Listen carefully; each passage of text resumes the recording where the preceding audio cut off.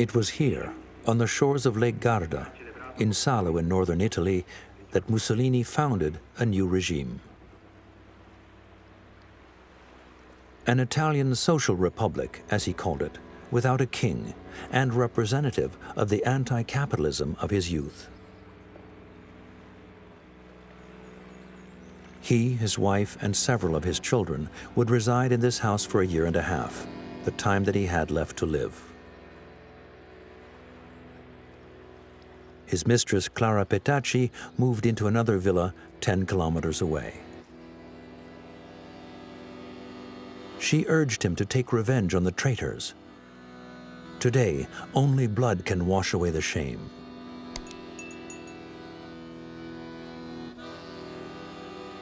I'm a living corpse, replied Il Duce.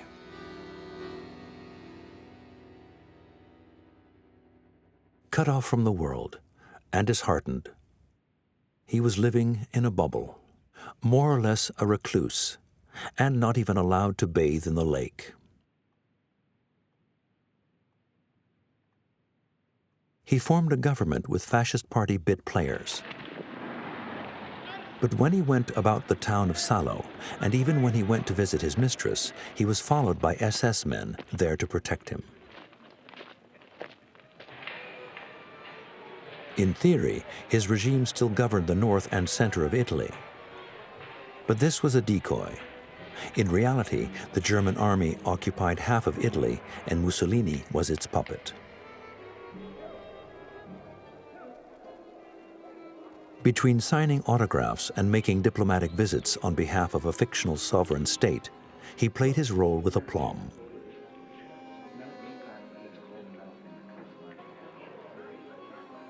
He had lost everything, save for the support of about 20,000 admirers who joined him through their hatred of communism, their loyalty to military alliances, and their fascination with Germany.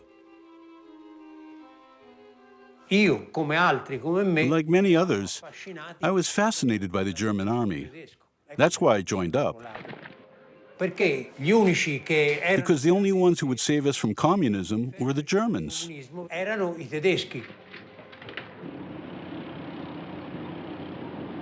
Mussolini sent his men to fight in the south, alongside the Germans and against the Americans who had landed close to Rome.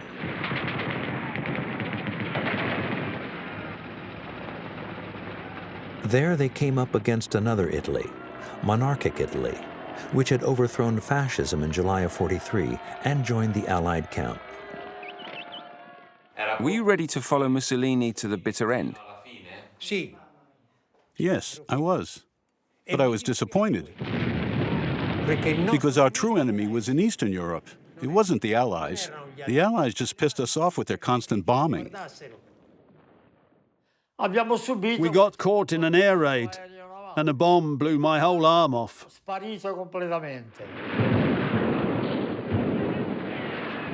Il Duce sent his troops to attack the communist, socialist, and democrat resistance groups, which had been fighting non-stop and which, after 20 years of dictatorship, had taken up arms.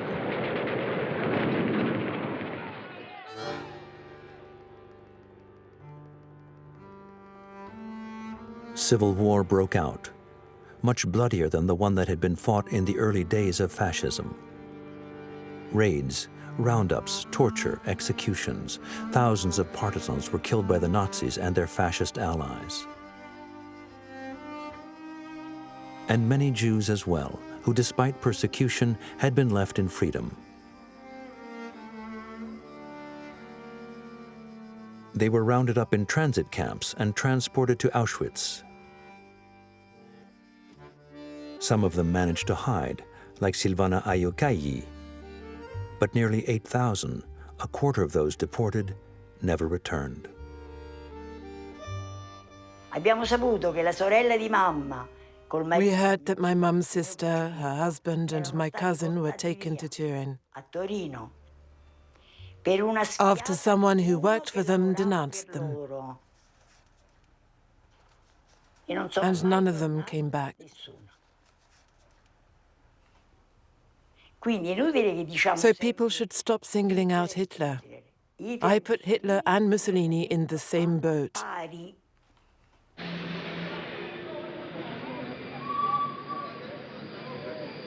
The two dictators saw each other one last time in July of 1944, after the Normandy landings and the fall of Rome.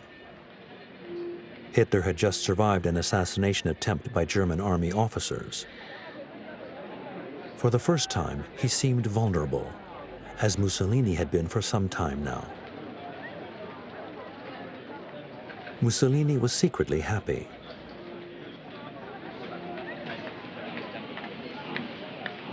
"Please believe me when I tell you that you're my only friend," Hitler told him from the station platform.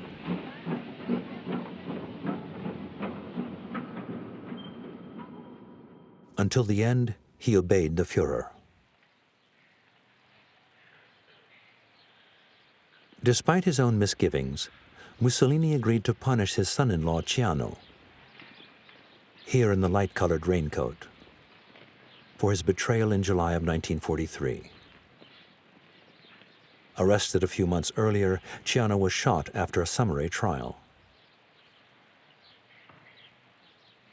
That morning, Mussolini's daughter Ada had come to beg for a pardon, but her father was unswayed. When the fate of Rome was at stake, he told her, Roman fathers didn't balk at sacrificing their own sons.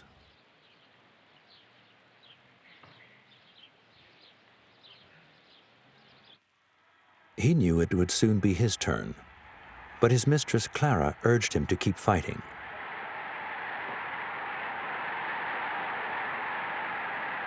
When everything seemed lost, Duce launched his last-ditch stand. He gathered his last few faithful in a Milan theater.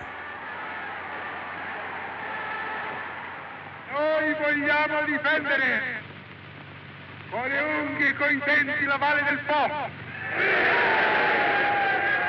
Noi vogliamo che la Valle del Po resti repubblicana. A final fling.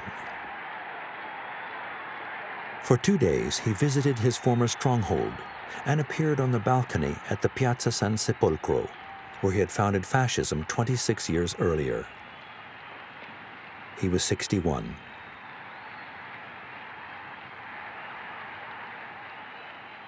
A sleepwalker.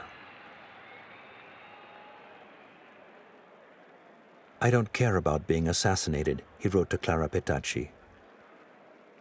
"In fact, I hope for it."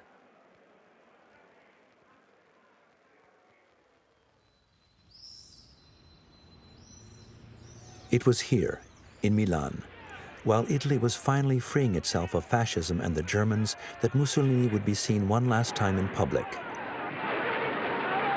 But dead. 3 days before Hitler's suicide, Duce fled toward the Tyrol with a retreating SS convoy.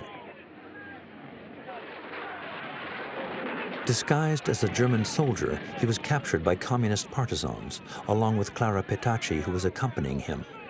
They were both executed in a nearby village. Their bodies were brought to Milan, exhibited to the crowd, then strung up by their feet.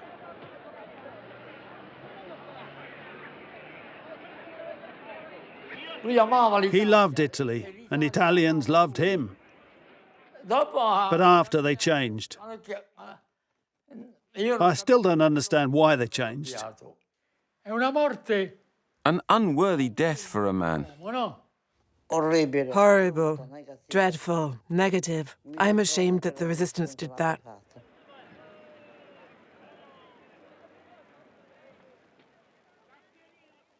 Instinctively, I asked myself, why did they kill him?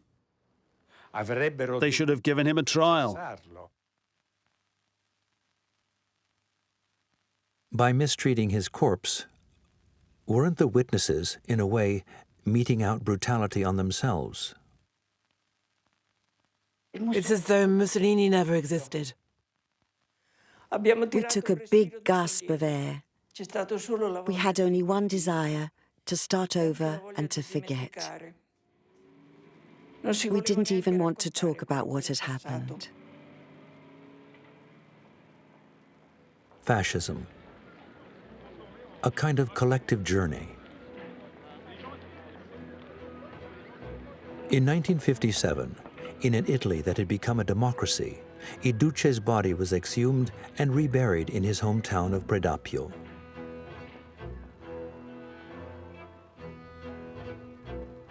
It marked the beginning of a cult, unofficial and adhered to by a minority, but one still lasting today.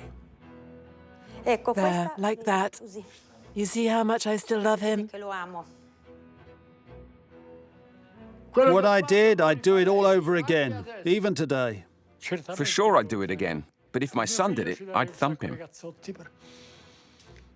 It was only natural. To me, Mussolini was like slipping on my shoes.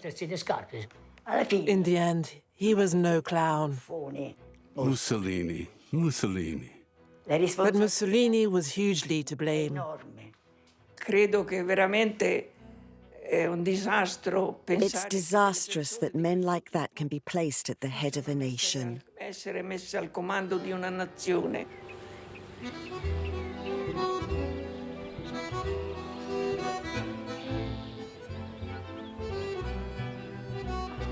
Mussolini, the first fascist in a long line that would spread across the globe.